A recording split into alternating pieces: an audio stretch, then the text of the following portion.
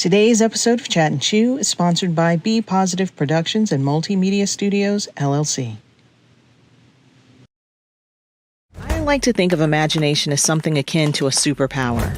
Used in the right context for good, it can help bolster our aspirations and propel us closer to our goals. We visualize the outcome of our accomplishments and work toward attaining said thing. However, when used to propagate untruths, reality can become distorted. We no longer know what's real and what's not. The more often we repeat something to ourselves, the more likely it is to become our truth, and the lines between perception and reality begin to blur.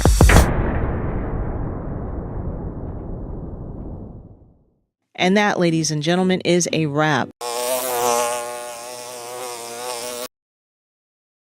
The Other Mother became a recognized national holiday in the early 1900s and is celebrated on the second Sunday in May. It's a day we set aside once a year to celebrate mothers and their contribution to society. As we here at Fathers Forever join in the celebration, we want to focus on stepmoms. We have titled this podcast, The Other Mother. The title Stepmoms has been around for hundreds and hundreds of years and probably will be still around until the end of time. But there's a blended family, and the father remarries or chooses another female partner. There is now another mother in the family. Please welcome Sherice Hargrove-Byrd in our studio today as we discuss some of the challenges, the success of being a stepmother, or the newer term, the bonus mom. I know some of you are tuning in on your lunch break, so let's chat and chew while you do.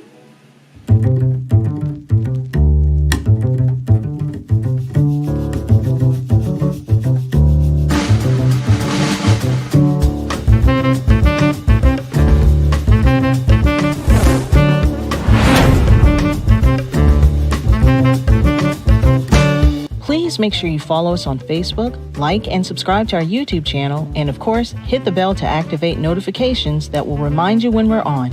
Please be sure to leave us a comment to let us know how we're doing. We'd love to hear from you.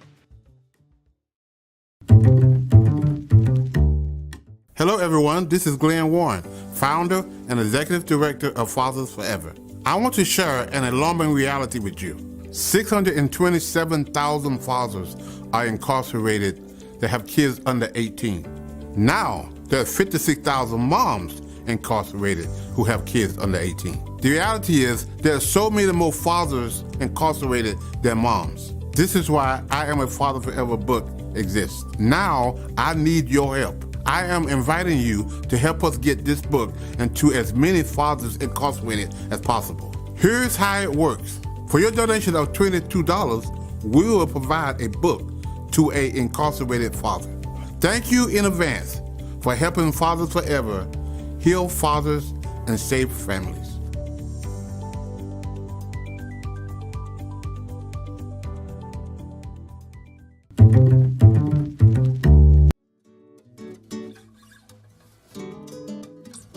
Sherice Hargrove-Byrd is founder and CEO of the Queen Mode, LLC. Sherice has a bachelor's degree in human services and is currently finishing her master's degree in social work at Sacred Heart University. Ms. Byrd is a certified peer support specialist in North Carolina and Connecticut, recovery coach, a RAP facilitator, transformational life coach, and motivational speaker.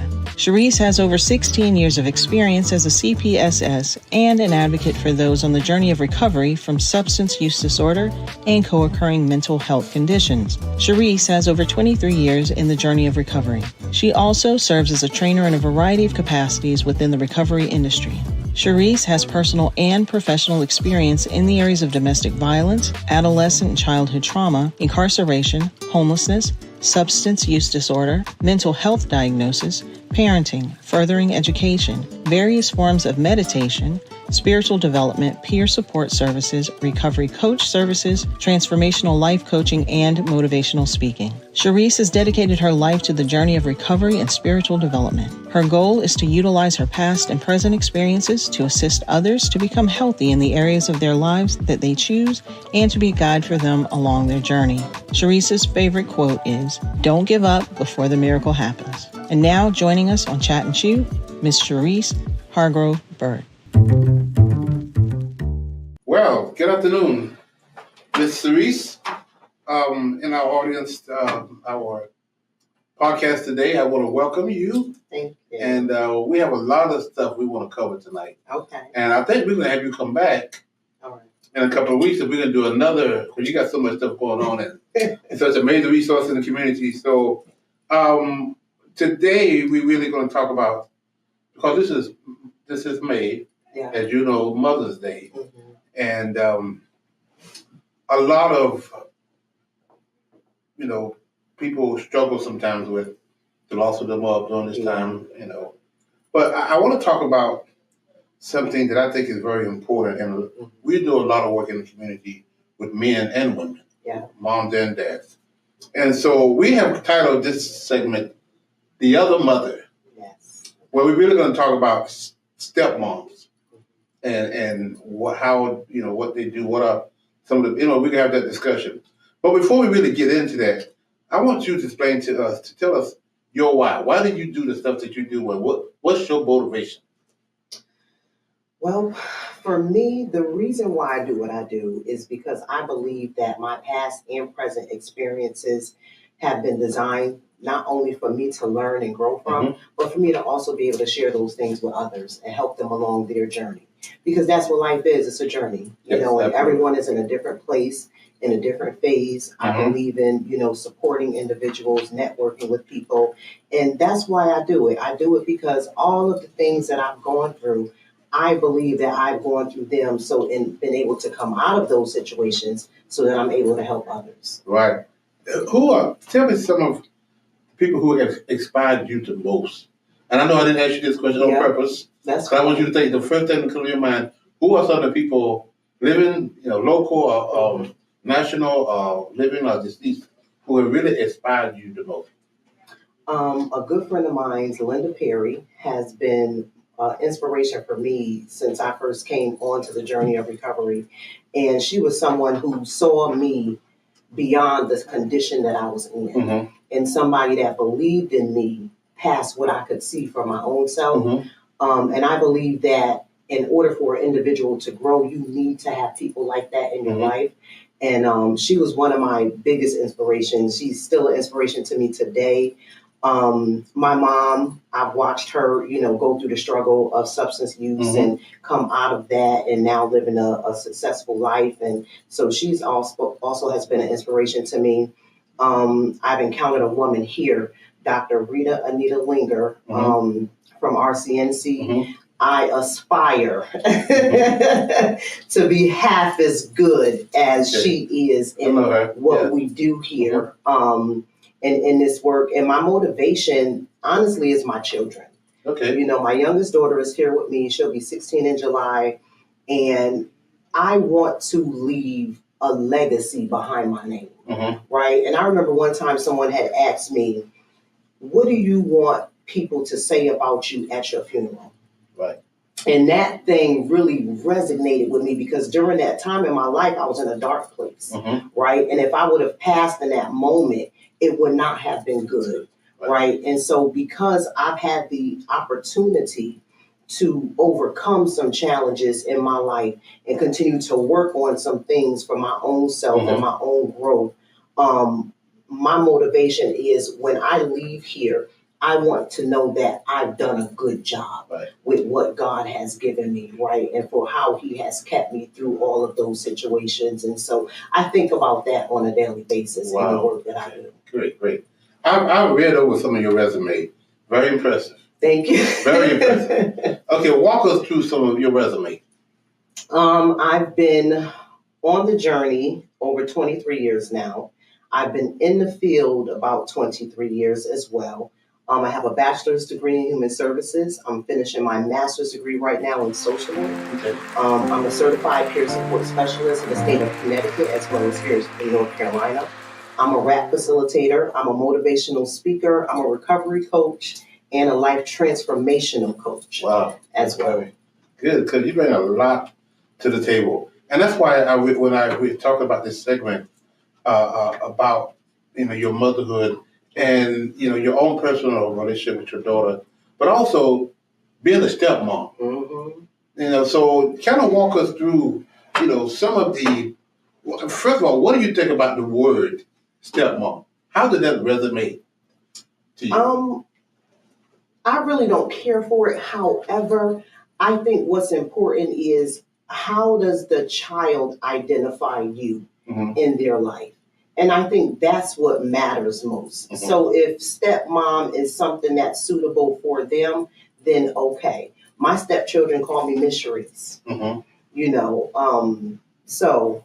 Now, do you think that's kind of semi-formal, or is it, and I know a lot of people, they do that. They don't call them mom.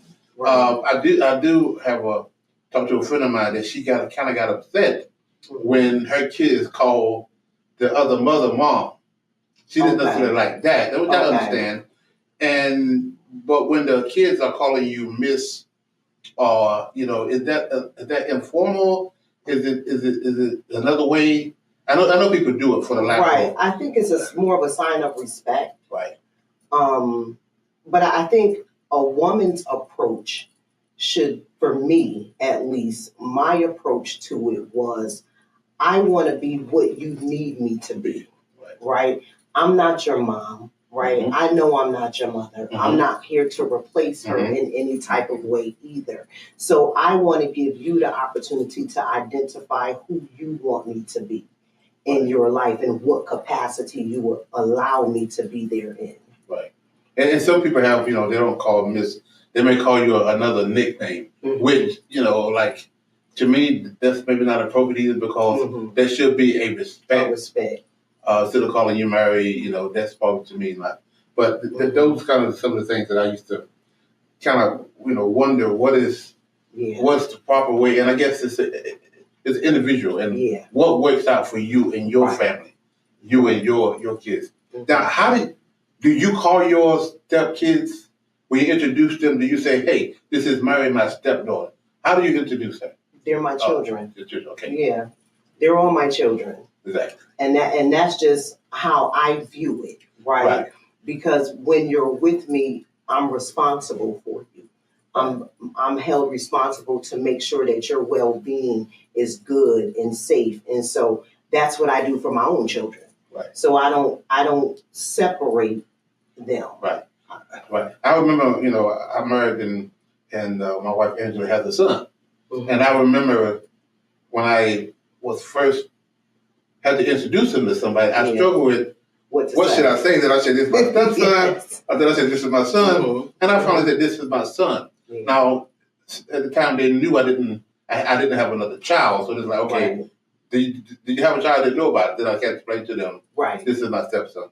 But I feel the same way. I will not, to this day when I introduce him, I say, this is my son. So how is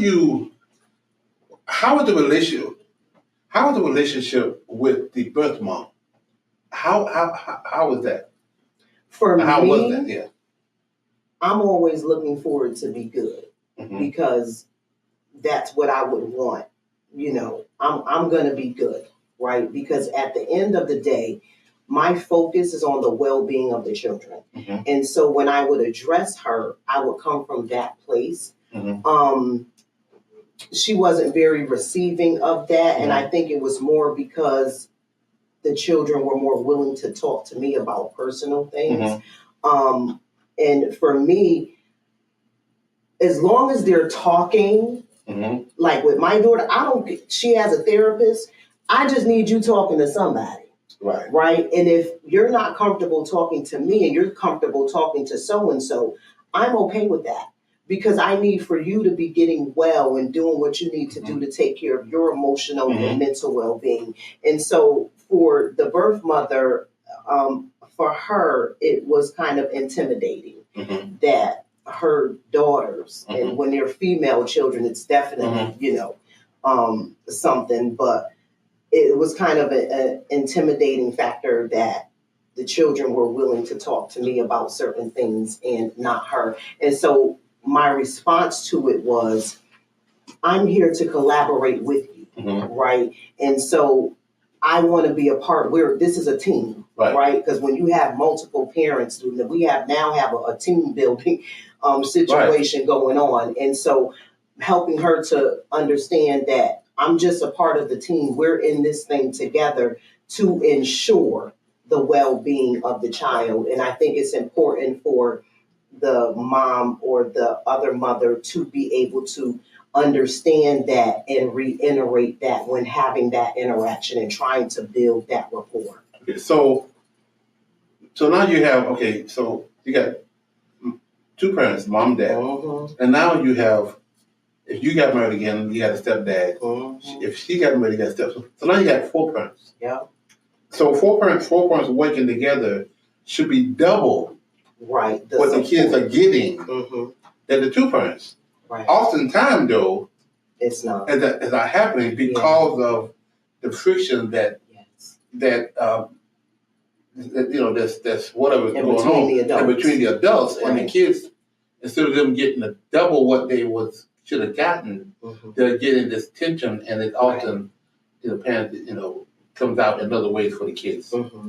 And I think what's important is being able to communicate effectively, and also being able to set aside whatever it is the adults have going on. Somebody has to be the bigger person, and understand that children feel everything. They may not speak on it, but they can sense when mommy doesn't like the other mommy, or when daddy doesn't like the other daddy, right? Kids can sense all of that. And what happens when that dynamic is taking place, you're forcing them, not knowingly half the time, to pick a side. Right. And that is not fair. Right. You put the kids in the middle. You put them in the middle of a fight that they did not ask for. Wow. Yeah. Years ago, I wrote a book called When Love Is Not Enough, The Breaking of a Child. Yeah. And I talk about that from just two parents' experience. Yeah. But when you look at that from the step parents, that could be double the trouble, because now there's four different attitudes, there's four different problems that could create, and now the kids is caught in the middle of the fight, and that's devastating for the kids. Were there any unrealistic expectations that were placed on you by yourself, by your stepkids, by your kids?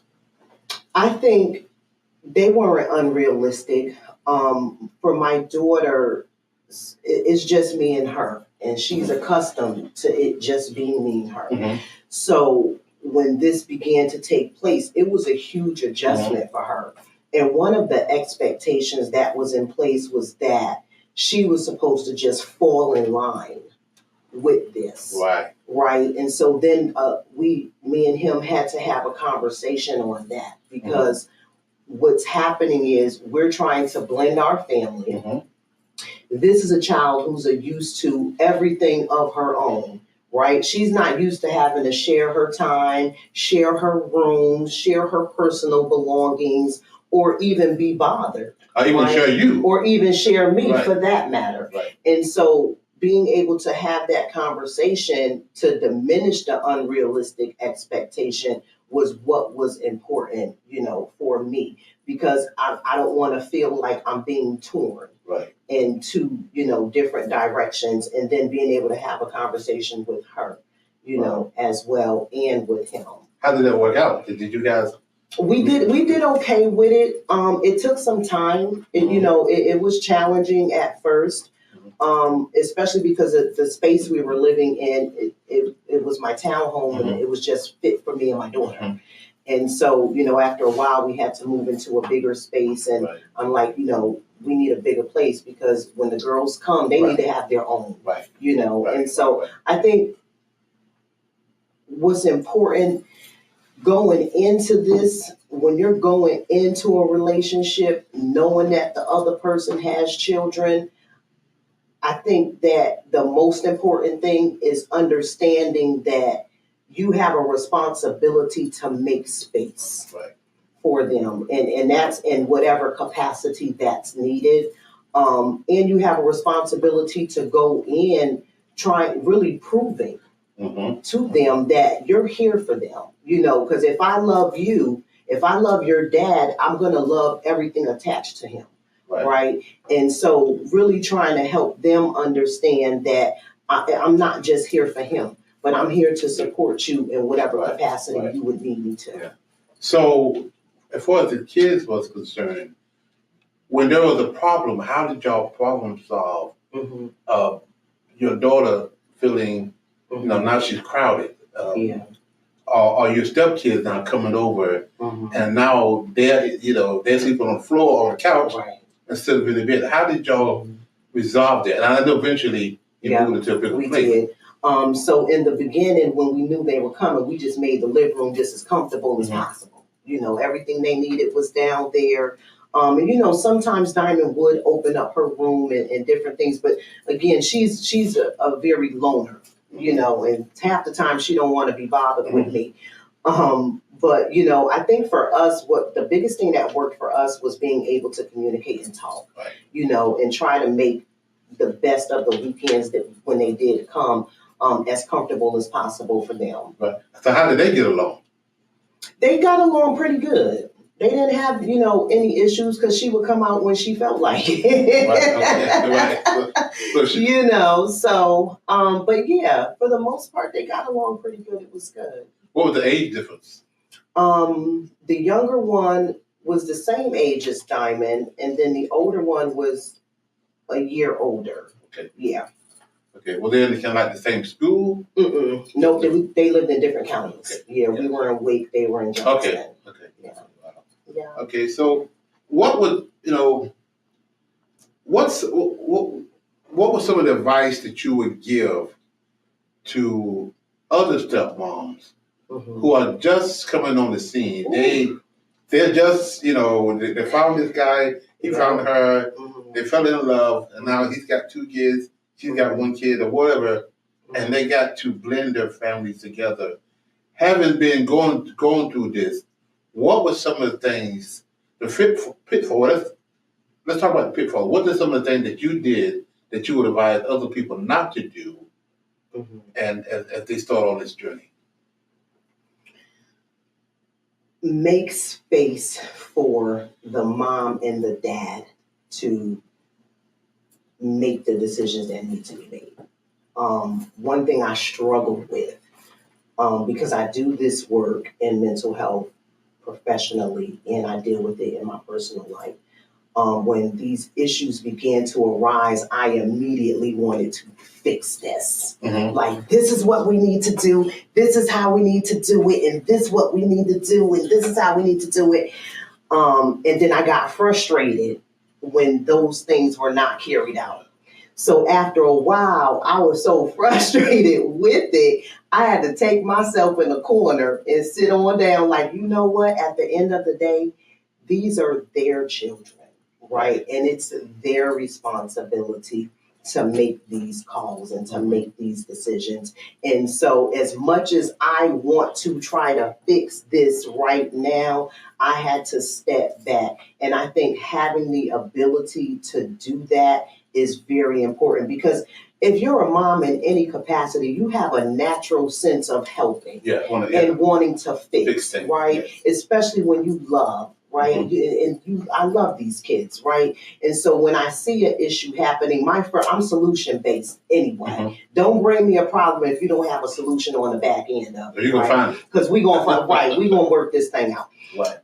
So one of my major advices would be to allow the parents to make the decisions. We can give suggestions, right? But ultimately, it boils down to what they decide to do. Right. So a big issue is, how do you, I want to use the right word, when there's discipline that needs to happen, when there's punishment for whatever, misbehaving, not doing the homework, how did y'all come up with a solution where both parents, step parents as well as the third parent, was on the same page dealing with disciplinary action, whether it's your child or whether it's the stepkids? How did y'all manipulate them? Not manipulate. How do y'all manage that? That's challenging. Yes. It really is, because everybody has a different parenting style. Mm-hmm. And we all come from different upbringings. I came up when kids were seen and not heard. Right. You went somewhere and sat down and you did what you were told. Right. Right. However, I don't parent that way today. I don't even believe in that. Right. I believe that children need to be heard. Children need to be respected. Just like you want them to respect us, we have to respect them. And so my parenting style was completely different from his parenting style, and how they upbring their children, right, from how I upbring mine. Right. So we had a lot of talks and conversation around that, because they are not my children. Right. Right. The discipline falls on him. Right. And how he chooses to discipline.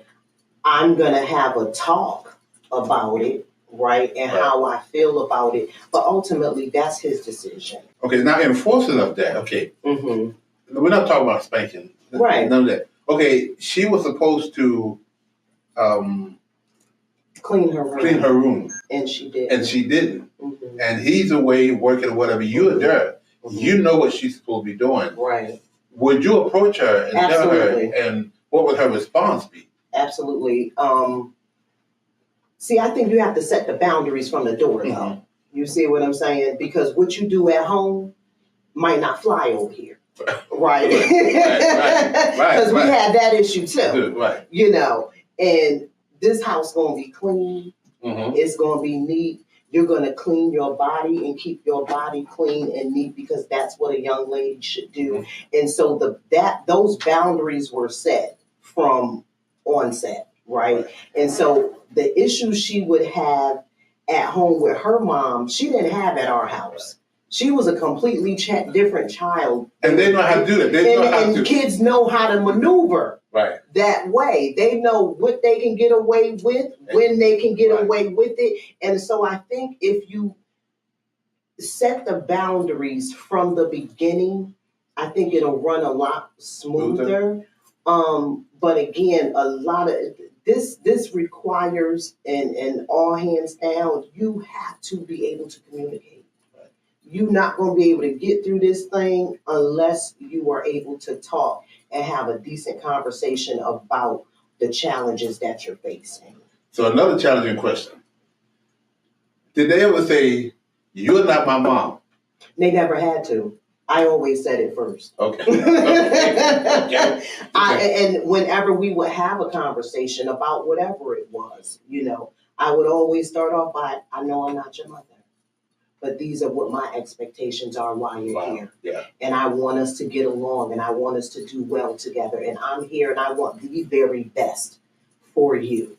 Wow. Just like I would want the very best for my own children. I'm not placing you separate, but I want you to be a part of. So you took the wind out of the sail before the wind got to the sail. Absolutely. Because you know they're thinking, if they don't say it, you're not my mom, you're not my dad. And that's because, and I have a lot. I understand it from their perspective, because I had a stepmother at a young age, right? And she was phenomenal. Oh my goodness, this lady was just amazing, treated us like gold. But I remember feeling like that, like, you're not my mother. You ain't gonna tell me nothing. I got plenty of spankings behind my mouth with her. But, you know, as an adult person now, she was amazing. Like, she loved us beyond measure, you know, and we felt that, and she showed us that.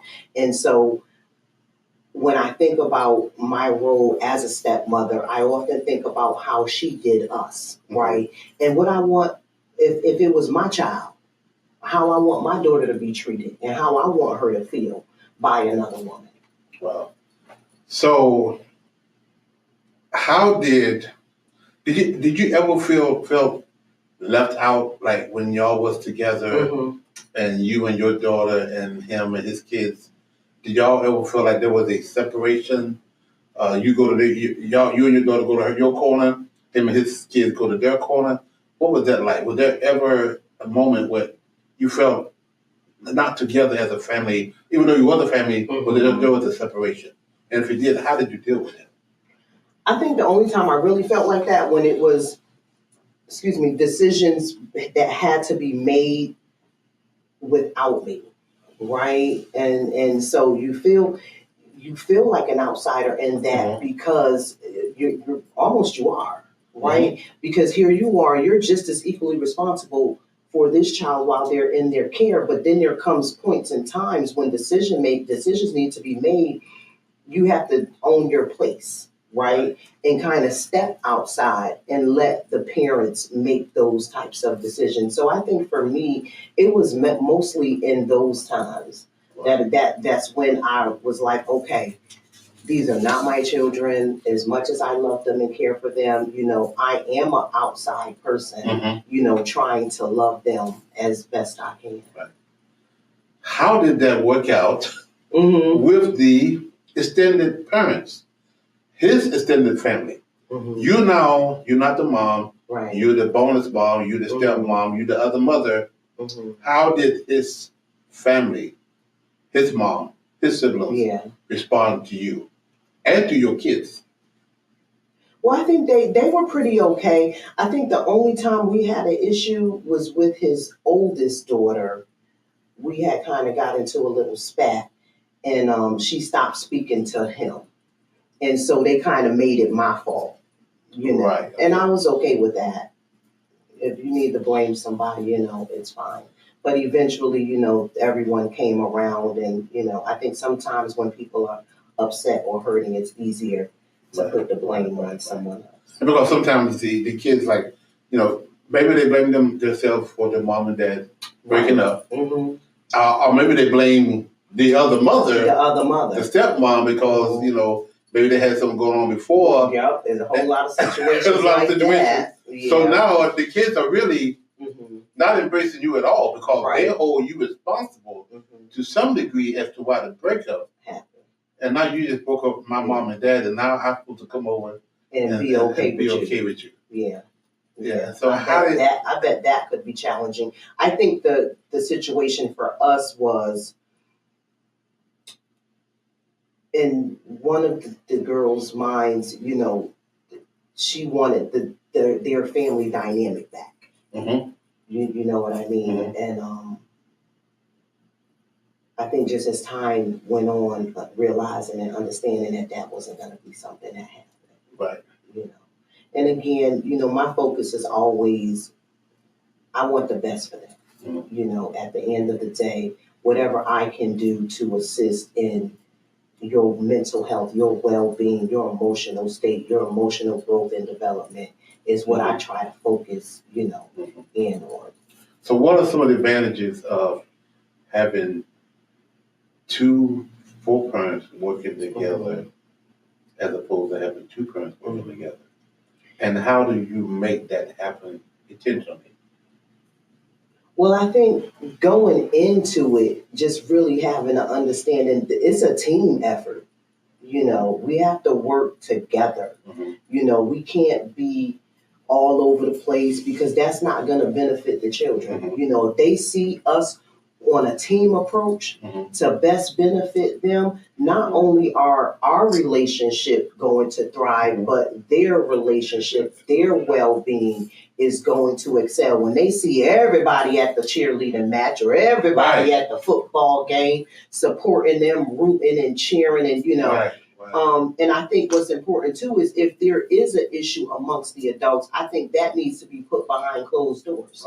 The children shouldn't be privy to that. I was at an incident where I seen, there was a breakup, a husband and wife, and their wife got married again, and the husband got married again.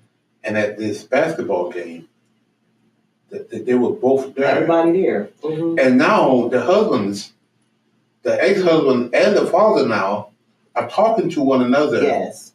And they're talking to the son together. And the moms are there together. I'm thinking, this is a powerful statement. Yes, it is. That it could be just the opposite. Right. But in this particular thing, I was like, wow. Because those two fathers, those two men probably would not have been in the same space together, Right. had it not been that football game Again. or that basketball game. Right. And they were there, and this kid is sitting there eating it up because I got 4 brothers now. Right, that care about me. Yeah. And they are on the same page, and they're all telling this kid, you can do it, you can do it, you can do it. And I walked away from that. I said, man, that's a powerful statement. And how that's empowering the child too, to have that, to be able to say, wow, both of the men that I love in my life are here for me. Right. And both of the women that I love in my life are here for me. Wow. And if we can get away from our own personal feelings, we'll be okay. Right. I think a lot of the mess comes from, and the messiness comes from, because everyone is really just thinking about themselves, and if the relationship is over, let it be over and focus on the children. But it's hard. It can be. Especially if you are a woman and this woman was involved in your husband. Oh yeah, that's a whole different situation, right? But you still have now, whatever happened, they're together now, and your kids is going to come over to his house. And now you've got to deal with this woman. For the man, you got to deal with this man that maybe because of your breaking up. Yeah, breaking up. But for the sake of the kids, you have to put yourself. We have to put yourself, step back and say, and it's a hard pill to swallow. Yeah, and it is. Get some therapy. I'll make that suggestion. Get you a counselor so you can deal with your stuff and the breakup and however that happened. Right. Yeah. That's what we have therapy for. Life coaches for. Yeah. And then your anger and your frustration now is shared. You share it to your children, which they're all on the same page with not going to be there. Right. And now you got a situation and that's not healthy for nobody. Give us some of your final observations and your final thoughts that you want to share with stepmom. We call it the other mother. Yeah. And in closing, give us some of your intelligence, your knowledge, wisdom. I would say on this particular topic, make sure going in that you are up for this challenge, because it is not going to be easy. It's easy to love a man. It is. But when you have to share that man with children, that's a different level, because now you're bringing in children, other personalities, other issues, different things that they may have going on. Make sure it is something that you want to do, because you're going to have to get in there and really put in some work to build a relationship, to blend the family, to build a rapport with them, as well as their mom. And so sometimes women are going to this thing like, I ain't got to deal with that mama, I ain't got to deal with their mama. Yes, you do. Mm-hmm. Yes, you do. Because if they're going to be spending time with you, you need to make a phone call. Yeah. And you got to find out what's going on with them. What's their well-being? What are they like when they're home? Different things like that. So don't go into it if you're not willing to deal with their mom, right? Go into it understanding that they have a mom and that you're going to have to work on building a rapport and a relationship with her. And if you love their father, you have to love everything that's attached to him. Well, thank you so much, Sherice. Thank you. Thank you. This was awesome. I appreciate it. Here's 3 ways you can support our Dads at a Distance initiative. Give a copy to a family member, a friend. Donate monthly, a book monthly, 5 books monthly, how many books you want to do monthly donation. Reverse book signing, your church, your business. You can make a donation go to our website at www.afatherforever.com and go to our PayPal at Fathers Forever. Our Cash App is $Fathers Forever. Make your donation today.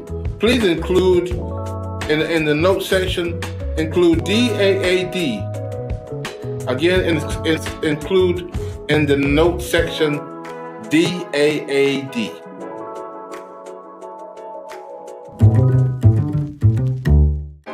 Wow, what a powerful broadcast. I hope you enjoyed it. I hope you really got something out of what we was trying to convey today about the bonus mom, the stepmom, and how working together, both the birth mom, the father, the stepdad, the stepmom, can all work together to make this child, these kids, very successful. Instead of having 2 parents now, they have 4 parents. And working together is very important. So we had this in mind as we did this broadcast to make sure that people do divorce, marriage, people do get married again. They are the blended family. So let's take advantage of this. So I hope you have a good rest of your day. Enjoy yourself. And until next time, we'll see you again. If you or someone you know would like to be a part of the show, please visit our website at www.afatherforever.com or call us at 919-779-9905. The Chat and Chew podcast streams Thursdays at 12 p.m. on YouTube and Facebook. To schedule a reverse book signing or to find out more information about how you can become a part of the programs you heard us mention today, please be sure to stop by our website as well. Hello, everyone. Welcome to Father Forever University. My name is Glenn Warren, and I will be your instructor. Father Forever University is a remote learning experience where we take our 12-week class, and we meet here every Thursday night from 6 until 7, and we talk about fatherhood. We talk about domestic violence. We talk about where your child support money is going. We teach classes about fatherhood and how important it is to be in your child's life. So these 12 weeks is going to be very important for you guys to understand and the concept of fatherhood and what we're trying to teach you. Father Forever University is broken down into 12 weeks, and you can start at any time during those 12 weeks. The key to it is finishing those 12 weeks. Every lesson is in lecture format, where you listen to that lecture, and then on Thursday nights, we discuss that lecture. The Thursday night discussion is where your homework will be due. Part of your homework assignment every Thursday night is to, 1, we're going to ask you the question, what did you learn? And the second question, how am I going to apply what I learned? We also have specific assignments for each lesson in the notes below. This has been an introduction into Father Forever University. Now let's get started in lesson 1.